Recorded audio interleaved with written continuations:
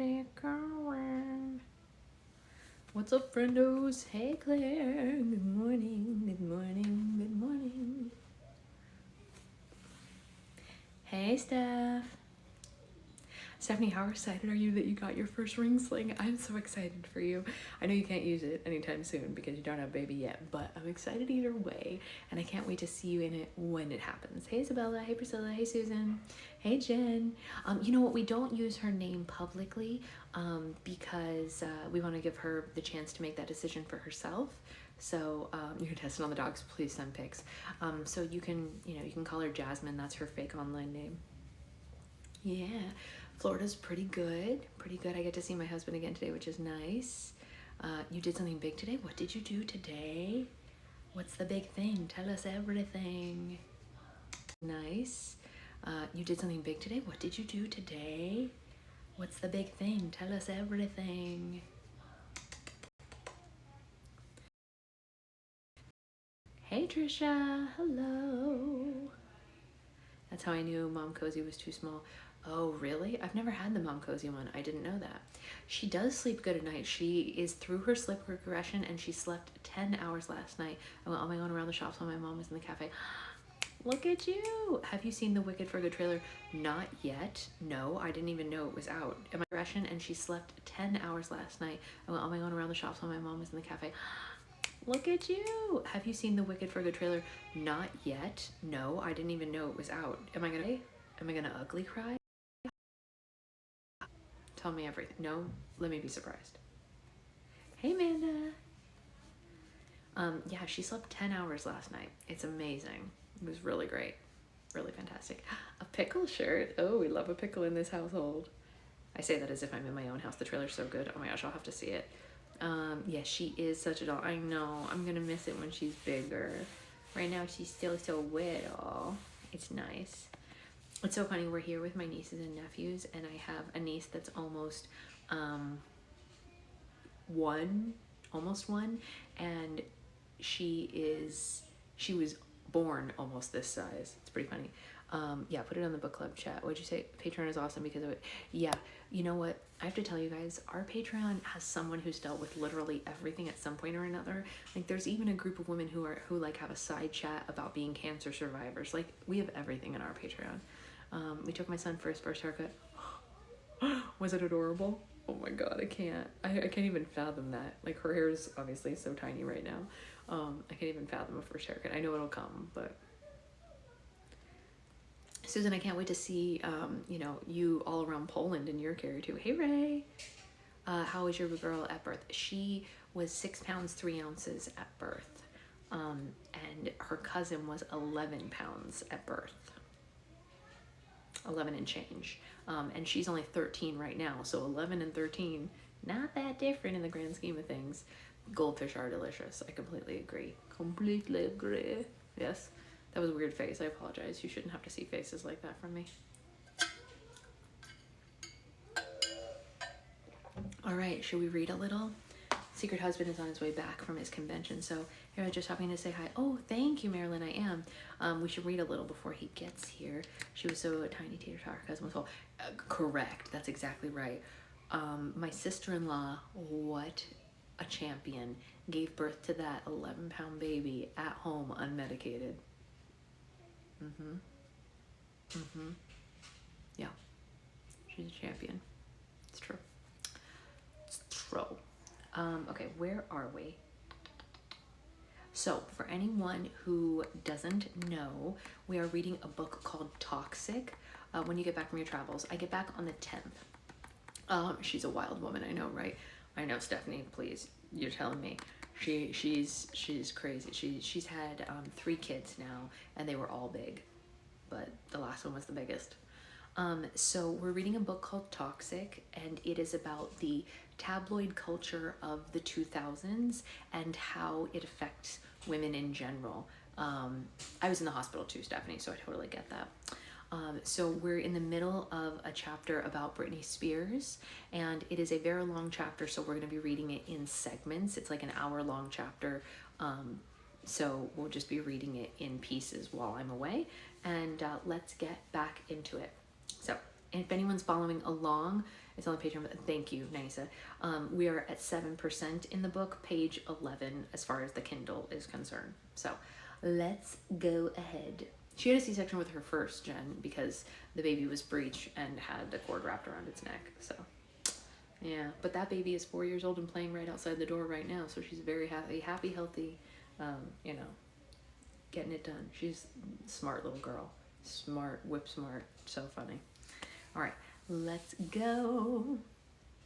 By the time Perlman wrote this, though, he was no longer managing either Backstreet Boys or NSYNC. After years of relentless work sustained by only Perlman's promises of wealth to come and his father figure authority, he encouraged the band members to call him Big Papa. Both Backstreet and NSYNC had realized that Perlman was ripping them off, and they sued him. Among many pieces of sharp practice, he had written himself into the band's contract as both manager and the sixth member, entitling him to a double share of their profits.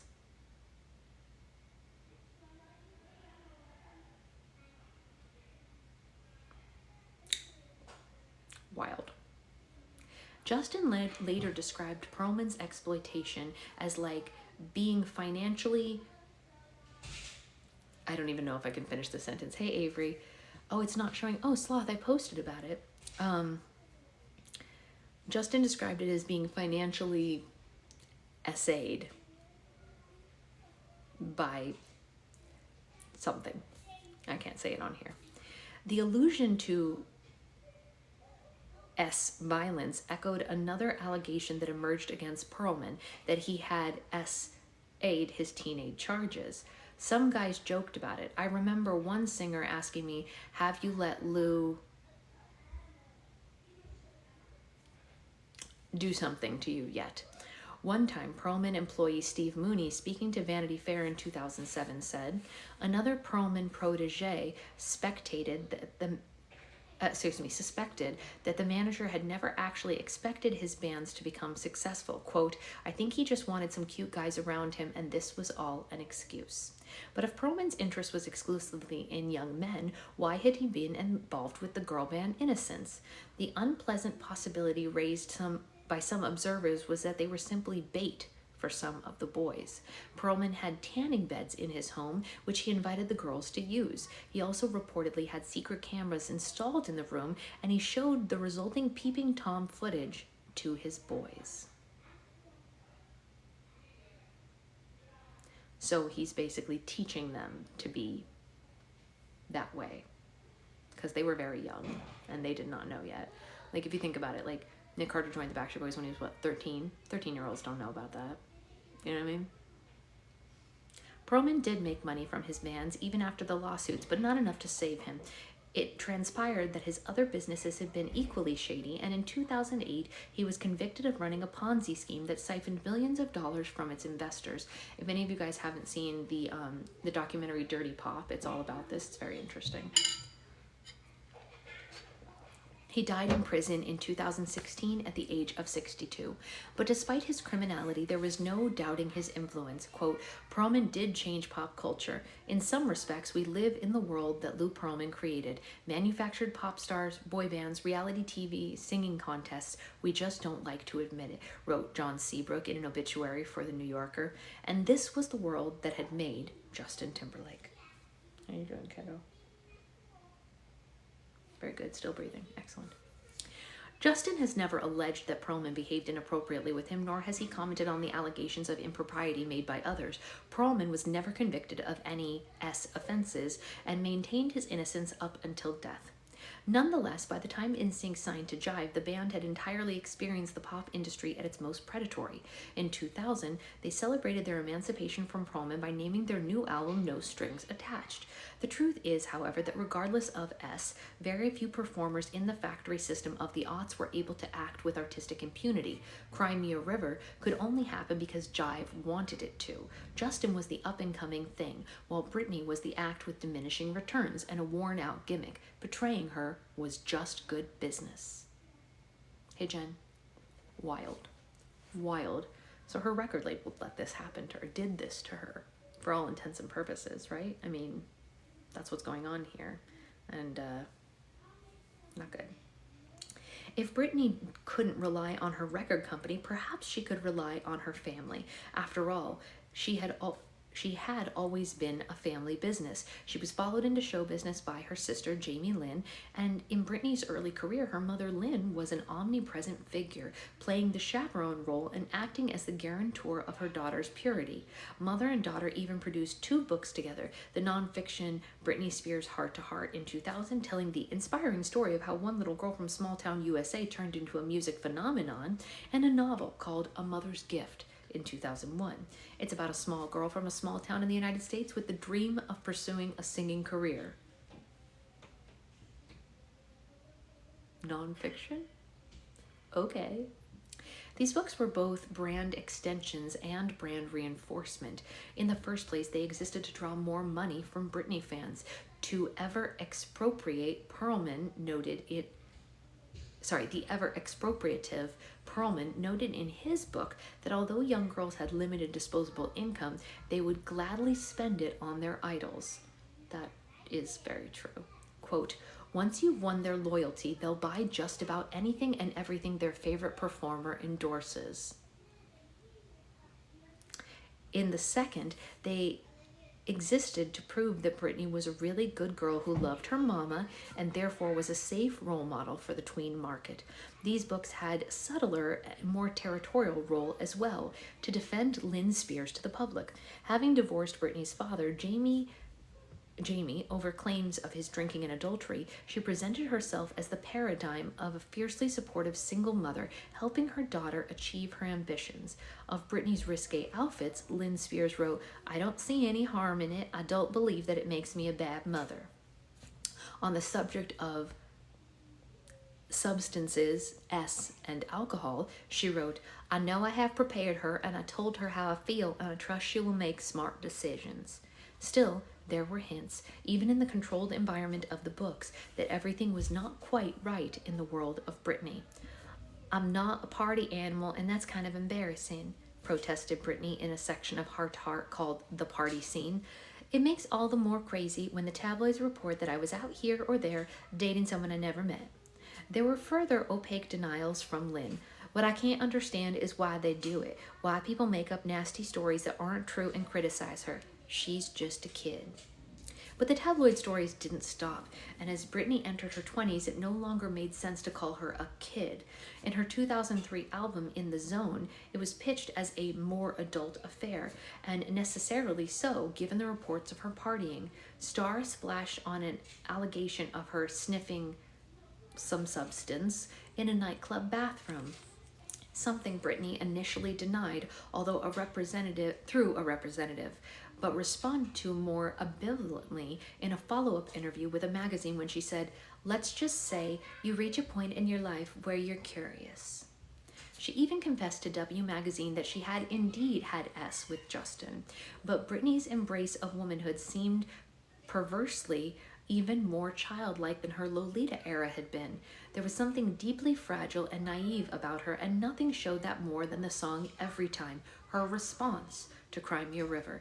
It was a plaintive ballad. It contrasts sharply with the rest of the In the Zone album, relentless performances of horniness and delivered with Britney's usual battery of tics and growls. This was a simple address to an injured ex and a plea for forgiveness. Other songwriters had offered Britney tracks that would have fought fire with fire. Kathy Dennis's song Sweet Dreams by LAX eventually was recorded by British singer Rachel Stevens, and it was rumored to be one of Britney's offers. Its weary demand that the ex in question find somebody else to talk about certainly fits the outline of the Britney Justin drama, but instead she chose one of the most vulnerable songs that she had ever recorded. Unusually for Britney, she co-wrote this one. The video, though, is downright harrowing, and it frames the song as less of a love story than a response to the trauma of fame. This wasn't the first time that Britney had addressed the subject in her work. The syrupy ballad Lucky, from her second album, Oops, I Did It Again, narrates the life of a starlet who cries every night despite her fame and riches, and to drive the point home, Britney plays both herself and Lucky in the campy video.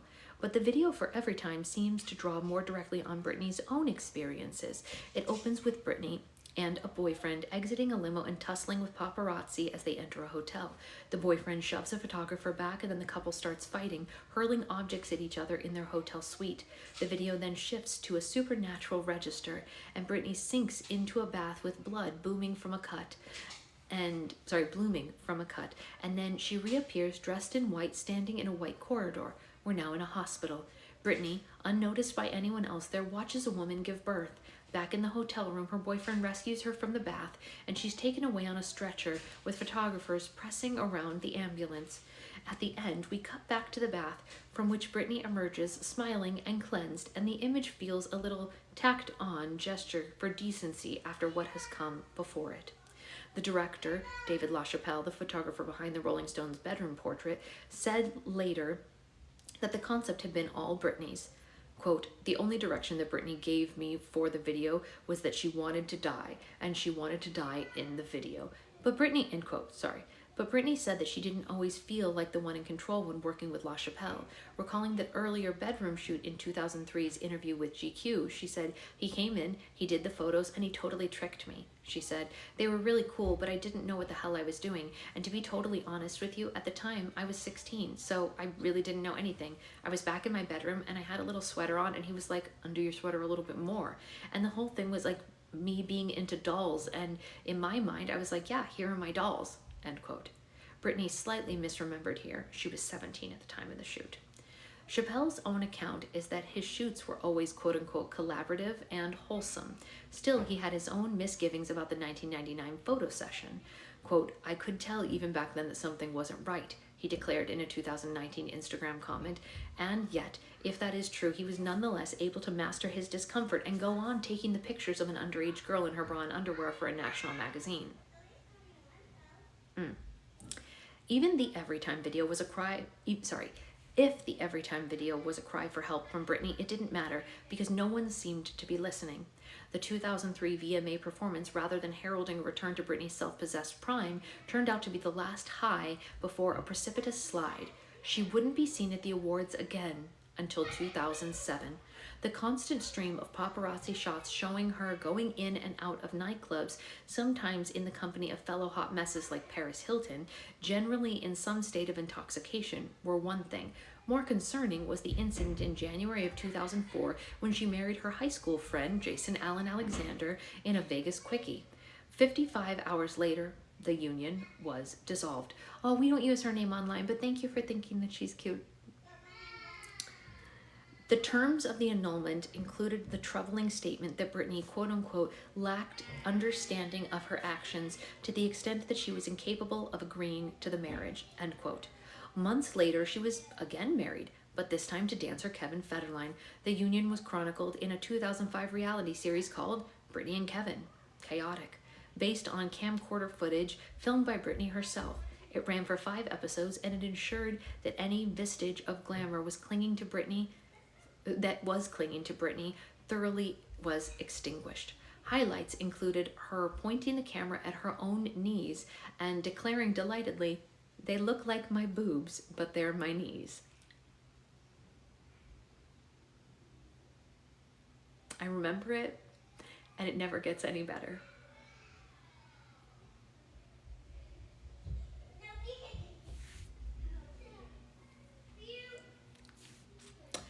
One of Britney's bodyguards voices a widely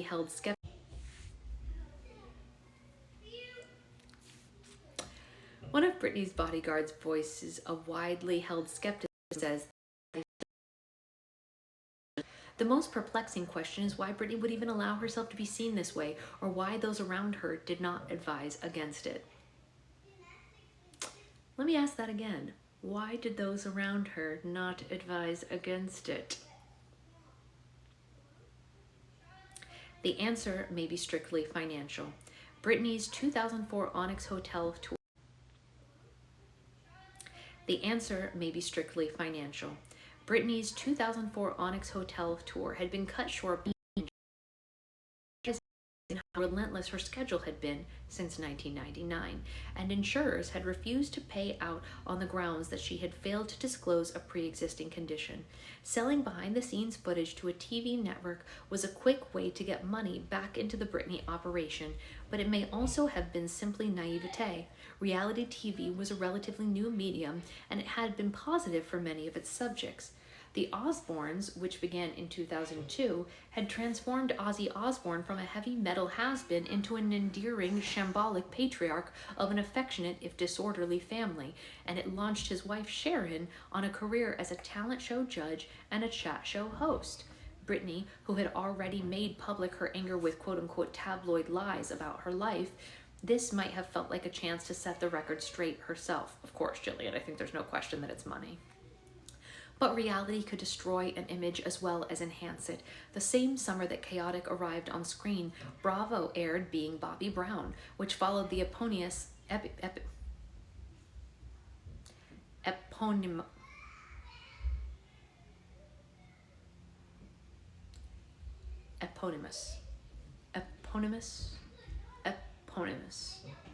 That's a really difficult word to say. Eponymous soul star and his wife, the regally beautiful and talented Whitney Houston. It was a disaster, cementing Brown in the public consciousness as a wife beater and Houston as his substance-addled victim. Brown contests his representation as a domestic abuser, and he says that he only hit Houston once. What? I'm going to go ahead and read that again. Let's just let this sink in for a second. Brown contests his reputation as a domestic abuser, saying he only hit her once. Okay, so that's that. Britney's foray into reality was not quite so damaging, but only because the gap between her image and her self-revealed thoughts in her own camcorder was not so vast. People already believed her to be white trash. Chaotic only confirmed this further. Correct, once is still too many. That was my point. Yeah, that was literally my point is, sir, you're proving our point for us. Chaotic only confirmed this. In further bad news for Britney's reputation, celebrity blogging was just beginning to explode around this time. TMZ launched in 2005, and so did What Would Tyler Durden Do, which took the nihilistic protagonist of Fight Club as a role model and epitomized the new savagery towards celebrities with its tagline, because F them, that's why. Perez Hilton started his first blog in late 2004, but 2005 saw his antagonistic approach to the stars' coverage gain mainstream recognition. He made a trademark of calling female stars the S word, which I won't use here, and doodling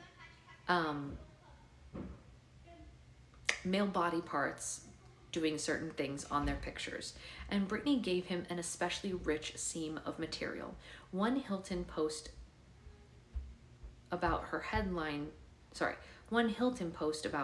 was headlined Filthy W. Another was titled Attention All Britney Fans and demanded to know, how can you still support this hot mess? Between 2005 and 2007, Britney released no new studio albums and performed only 9 times. She existed not as a pop star, but as a tabloid presence, and the harder she crashed, the more traffic she generated and the newsstand sales that she racked up. Her marriage to Federline unraveled within 2 months of the birth of their second child in 2006. Truly, Jen. I mean, what a terrible thing to do to people. There was an... I don't know how to use this word on here.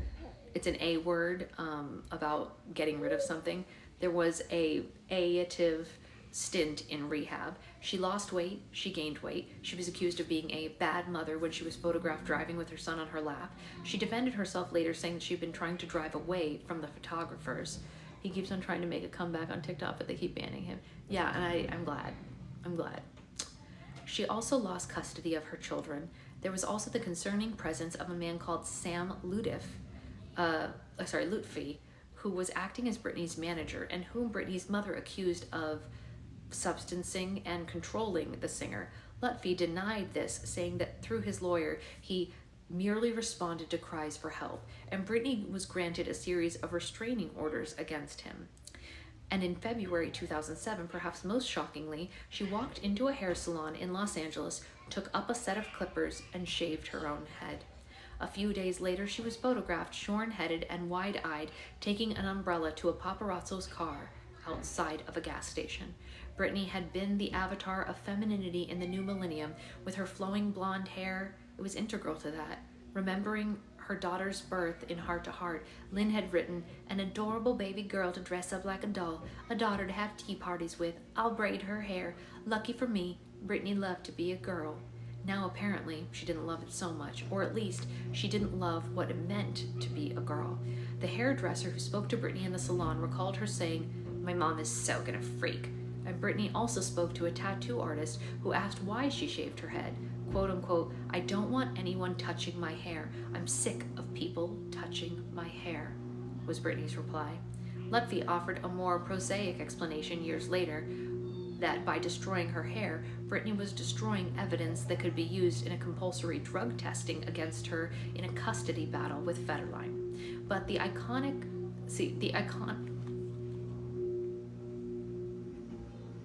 would be great if I knew how to read. The amount of harm he did to our generation is measurable. It's true. It's true. Yeah.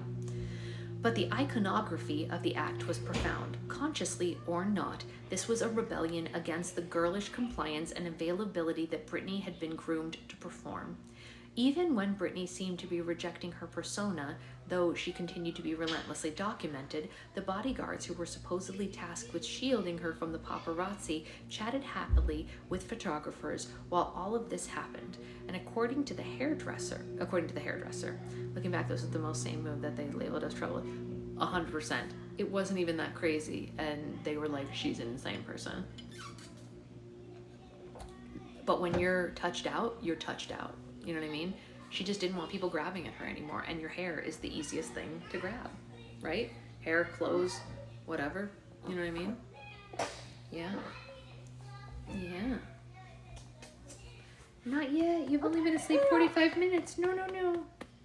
You can sleep longer. You can sleep longer. Stay sleepy. Yeah, exactly, Jen. How many people cut their hair after a breakup? Tons. You can sleep longer. You can sleep longer. You don't have to wake up. 15 more minutes. 15 more minutes. Oh, she loves her cousins. Oh my God, and they love her. They're so good to her. Oh, honey. Are you getting up for real? Are you getting up for real? Are you going to be unhappy waking up, or are you going to be happy? You want to lay here for a second while mommy reads? FOMO, baby. Yeah, she can hear the other kids, huh? You can hear the other kiddos, huh? Yeah. Yeah. You hear them. You hear your friends and your cousins. You want to lay down right here next to mommy? Yeah. You stretch? Big stretches. Oh, big stretch. Did you guys see my shirt? How funny is that? Slime, coffee, breast milk. I know, she wants to play with them so badly, but it's hard because she's the only one who can't sit up. It does make playing a little difficult when you're the only one who can't sit. I confirm after let's figure out what color the brightest color I could find. Yeah, exactly. Hi, my angel. Hi, my angel. How are you? Hi, baby girl. Hi. Hi.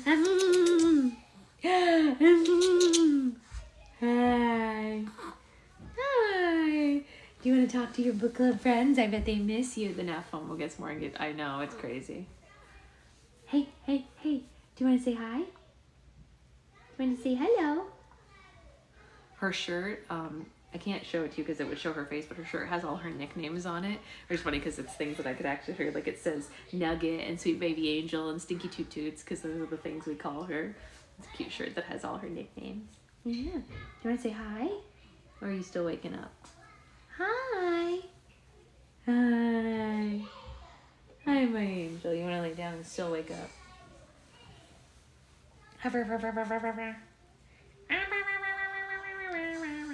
You get to see Daddy today. Are you excited?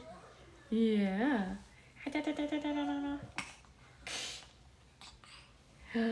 Come here. Happy girl. Happy girl. Hi. All right, well, let's see if we can read one more paragraph while she's awake. Let's see if she'll let us. Who knows, right? This guy is living his best life, right? Even when Britney seemed to be rejecting her... Oh, wait, sorry. We already read that. Someone on the press side had... Wait. Some on the press side have claimed that the intimacy between Britney's camp and the paparazzi was long-standing, with quote-unquote her people passing on information about her whereabouts. Perez Hilton even alleged that Britney herself was sending tips. Really? I don't believe that. I don't believe that for a second. Quote, she used to call the agency X17 and invite them to her home to party, he wrote in his book Red Carpet, End of Your Life. Britney never confirmed this, but it is true that celebrities have an awkward symbiosis with the paparazzi, and many will develop relationships with photographers who follow them around day after day. Britney even dated one of hers for a time. At different stages in a celebrity's life, it's possible for them to welcome, rely on, and then resent those who pursue them for content. And why conduct the head shaving in public at all? If Lutfi's theory was right, it surely would have made more sense for Britney to do this in her own home. Perhaps, having been on display ever since she was a child, she needed it to be seen in order for her to feel that the revolt meant anything. Or perhaps this was simply the way that she accepted her life should be. Britney's family, I believe. Britney herself, I don't know about that. Yeah, exactly. Someone from her phone. I completely believe that. The head shaving was the moment she began to be described not merely as low class or slutty, but as mad. Even more than losing custody of her children, bald Britney seemed to symbolize her fall. Her smexiness was her most valuable asset, and she couldn't be trusted with it. In September 2007, her long blonde hair again, thanks to extensions, made a return to the VMAs. Yeah, right? Big wake-up time, huh? Yes, big wake-ups. What was billed as a glorious comeback turned out to be agonizing shambles. Britney fluffed her choreography and looked vacant, and even her body was declared substandard. There was reports that she had called her... Yeah, I don't like this either. There were reports that she had called herself, quote, a fat pig while rehearsal footage played. X Factor judge Simon Cowell considered this performance potentially career-ending. Quote, she wasn't ready for that show in every possible way, he told The Sun. That song wasn't right, the image wasn't right, and she just wasn't rehearsed. Somehow, while all of this was happening, she was also recording what would widely be considered her best album. From its substance abuse battling title on Blackout, tackled Britney's tabloids image directly. It was released in 2007, and the standout track is the electro-pop assault Piece of Me. The song's title, in classic Britney style, is ambivalent, both a challenge and a surrender. She's simultaneously calling the listener out and acknowledging the way that she'd been broken down for public consumption. Subject and object at the same time, forever conscious of the way that she is surveyed. I'm Mrs. Extra Extra, this just in. I'm Mrs. She's too big, now she's too thin. I like how you immediately go into there. I have to, right? I have to do the accent. It's, you know me, you know who I am. She sings. And in the video, we see Britney rewriting her own press and taking advantage of her tormentors with the help of a squadron of Britney lookalikes in what might be a callback to Justin's Crimea River video, The Britney Army Wears Baker Boy Caps.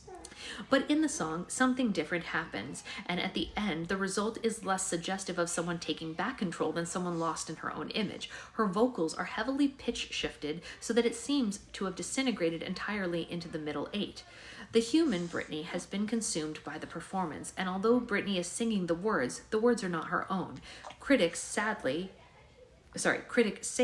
now Jude Doyle, characterizes Blackout's lyrics as Britney's sentiment on her media treatment, but she's credited as a writer on only 2 of the album's songs, and Piece of Me is not one of them. In interviews, Britney has expressed caution about autobiographical songwriting, which she dismisses as self-serving. Every Time was one of the exceptions in her catalog. So which version of Britney is real? The self-possessed woman in the video or the ghost in the machine of the song? What is it? I don't know either, honey. Nobody knows but Britney. Nobody knows except Brittany herself. Nobody. Did you know that? I know, that's how I feel too. Yeah, you're awake and you want to go play with your cousins. We're going to end now because she's awake and she wants to go be with her cousins. But do you want to talk to everybody before we go? Are you telling everybody that Mommy broke the tripod? Mommy broke your beloved tripod. It's true, we had to order a new one and it's at home waiting for us. Yeah, Mommy broke the beloved tripod. It was an accident. I have it propped up right now. But we're not bringing it home with us. We had another one delivered while we're gone. The good news is they're only 20 bucks. And Mommy's had this one for 3 years, so we got good use out of it. 20 bucks for 3 years of use. I know, right, Stephanie? Stephanie wants to hear babies. Her baby's inside still. Remember when you were inside? You remember? Do you remember when you were inside? Yeah.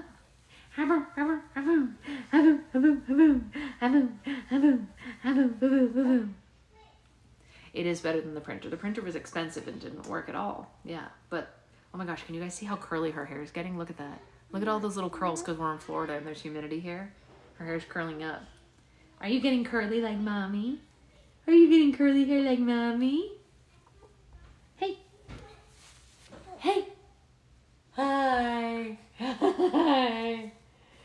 How's my angel? Thank you, Ray. See you later. Oh, you're so mad at me for putting you down. How could I? How could Mommy put me down? Okay, we're going to go play with our cousins. I know, it's a great color, right? All right, we'll see you guys later. Bye, guys.